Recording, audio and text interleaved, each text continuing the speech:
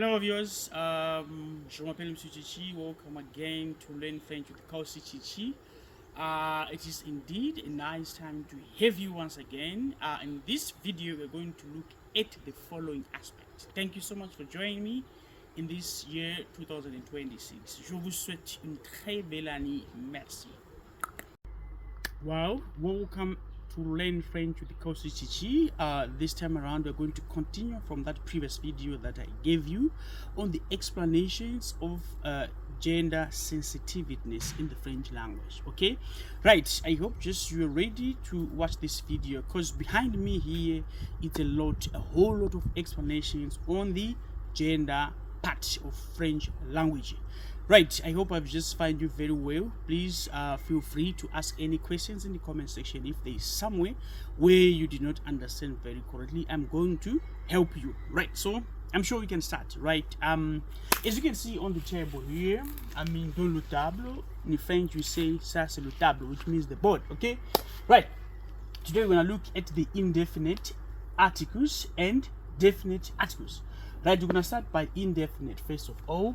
Right, in English, like you usually say a or you usually say n when you want to identify an object or when you are naming a thing. Okay, so in French we've got three ways rather of saying. So the first one is the one that we are seeing there on the board, which is une. This one is not une, no, it is une. Then we have got un. It is not une but un. Okay, right, then we move on to the last one, which is de. Right, this one is the plural of these two, so they exist in three forms. That's une, un, de. Right, I've got some few explanations, rather examples, to facilitate your understanding in this particular case. We have got in here, and as you can see, this arrow feminine, this is a feminine way. So that's to say that une is used with feminine nouns or feminine words.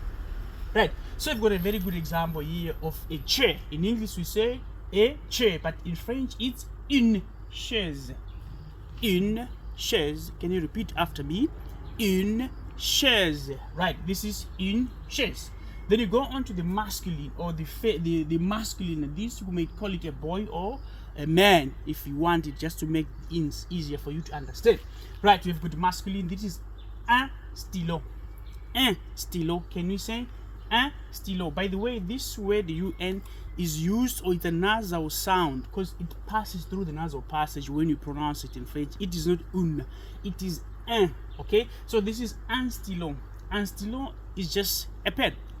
It is a pen in English. Okay, then you move on to de. This one is the plural, because plurals are so easy to identify because they are s's at the end. Mostly we've got this s, we've got also that s, and also that s. So it simply tells you that this phrase is in what? In plural form. So this is de. Can we say de? It is not des. Please, English speakers, I know that wherever there is an x, we are tempted to pronounce the last s. It is not like that in what? In French. So this is de orange. But now in French, in order for this to sound better, we say des oranges. This is what I've been talking about in the previous lessons, that we call this liaison, because we are liaising this de and what? And orange. So it becomes des oranges.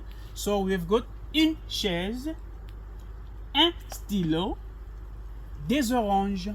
Right, we're going to go to this side of our lesson today, which is definite articles. The definite articles, I had a lesson that I prepared for you previously. I'm sure that was on the. In English we've got only one the, but in French there are four of them, and this is what I was talking about. Right, we have got la, le, les, and l'apostrophe. Okay, right, so on definite articles, the example of la is the feminine. Okay, then le is masculine, then we've got the plural and the l'apostrophe. Okay, right, start with la chaise. La chaise means the chair. That's the difference now from une chaise or a chair. When you talk about la chaise or the chair, we're talking about the chair that we know the subject, what the subject matter here. So la chaise,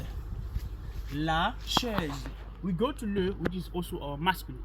Right, le stylo, le stylo. Look at how I pronounce it. It's le, not le. Le stylo. Le stylo, it's a pen.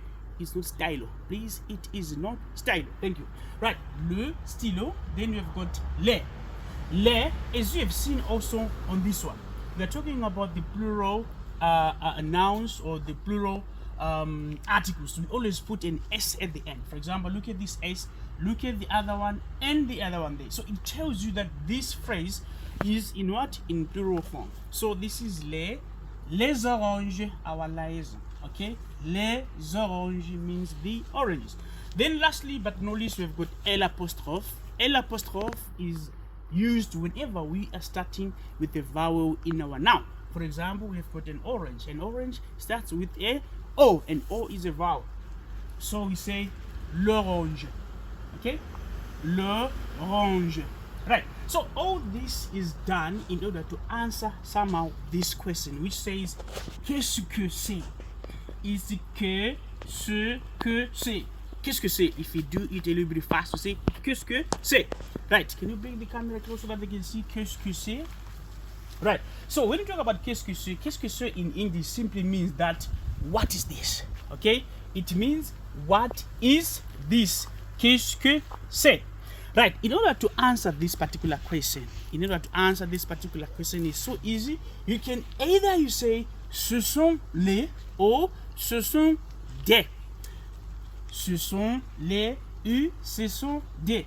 When they are in plural, because if I ask what is this, maybe those things that are in meaning they are in plural. So we can say ce sont. It is not ce sont. No, ce sont les. No, that's not like that. It is ce sont les ou ce sont des.